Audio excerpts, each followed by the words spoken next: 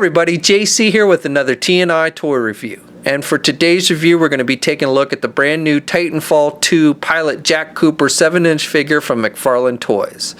Now this figure is part of the new line of color tops from McFarlane, specifically the Red Series.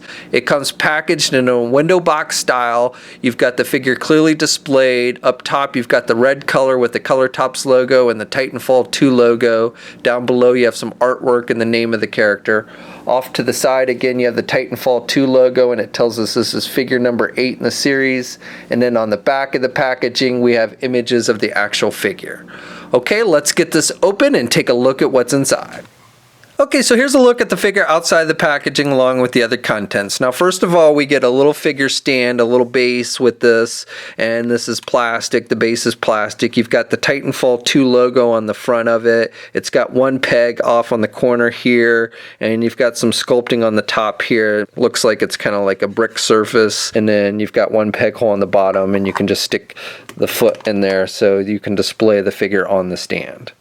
We get 3 different weapons with this figure. We get a rifle, and this is done with a dark gray plastic, and you've got some paint applications on this. You've got a maroon color and some sky blue, as well as some metallic silver sprinkled throughout, and you have that on both sides. I like the sculpting detail on this rifle. It looks very true to what we see in the video game. We also get a pistol, and this again has a very dark gray color throughout the gun, and then you've got some lighter gun gray, metallic gun gray throughout, and then some lighter silver, metallic silver sprinkled throughout as well. You've got the magazine sculpted on the bottom, and again this looks pretty true to what we see in the video game. You also notice this little peg that sticks out the side, and that's because you can store it on the figure. They don't give you an actual holster, but you've got this hole on the right leg, and you can just stick the gun in there and it'll fit in there nice and tight. And then finally we have a knife. They give you a knife with this figure, and again this is done with a very dark gray color. You've got some lighter metallic silver, especially here on the side of the blade. You'll notice there's some lighter metallic silver, and then you've got some maroon color on the back of the handle. Nice sculpting detail with the handle, and like with the pistol, they've given you a place to store the knife on the figure. You'll notice this little sheath here on his chest, and you can just slide that in there and it'll fit in there pretty good. And you can see he'll hold the weapons pretty tightly in his hands. Now the knife fits a little bit loosely. That's probably the toughest one to get there to stay in the hands, but even that one you can still get in the hand and he'll hold it pretty tight. So for the figure itself, we've got some nice sculpting detail and paint applications on the figure. However, if you are an articulation junkie, this is probably not a figure for you, and we will go over the articulation in a moment. I like this metallic blue they've used in the eye slits of the helmet. It picks up the light nicely, almost looks like it's lit up.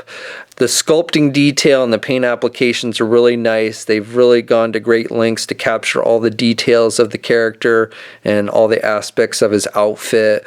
The little clamps, and I like the metallic gold and the darker browns on the chest. He's got this scarf piece that's sculpted, and he's got this little antenna piece that sticks up on his helmet. You can see some writing up here on the top with the light beige striping, and then some darker browns and stuff. So again, just some really nice detailing throughout this figure. I like the sculpting on the backpack here, the little clamp here, and you've got the 08 written in white, on off-white, and he's got this jet type pack here on the bottom. It says M18 here on the side on this one canister on his belt.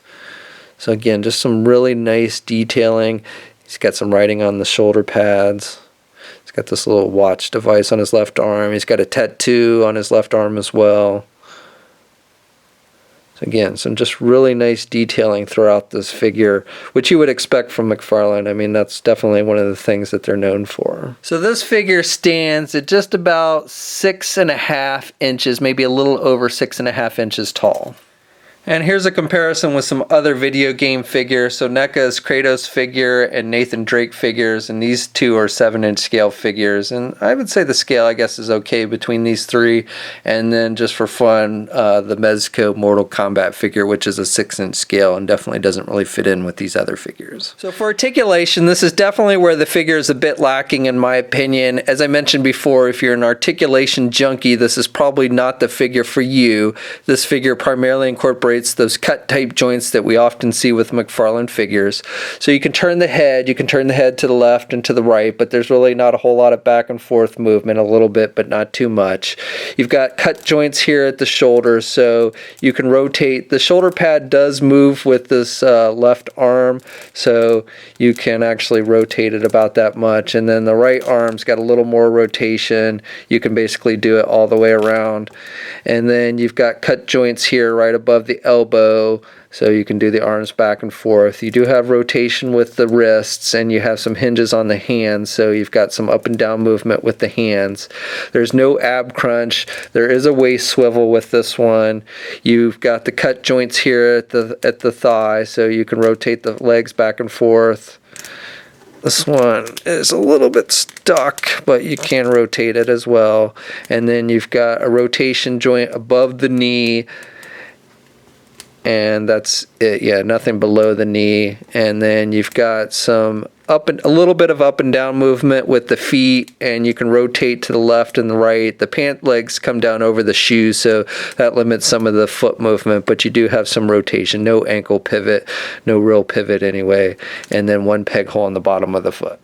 Okay, so that's my review. So overall, I would say this is definitely a very nice looking figure. Sculpting detail is very good, very nice attention to detail with the figure. Paint applications are solid. However, if you're looking for a figure that you can put into a lot of different poses with lots of articulation, this is definitely not the figure for you. If you don't mind only being able to put the figure in 1 or 2 poses and just sitting it on your shelf, then I think this is one you'll definitely want to add to your collection. So this figure is out on shelves now. We'll have a full image gallery up at toynewseye.com. There'll be a link in the video description below. As always, leave a comment. Let us know what you think. If you're so inclined, please like the video. Also, if you haven't already, please follow me on my Facebook, Instagram, and Twitter accounts. I'll have links to those in the video description as well. And until next time, I'll catch you later.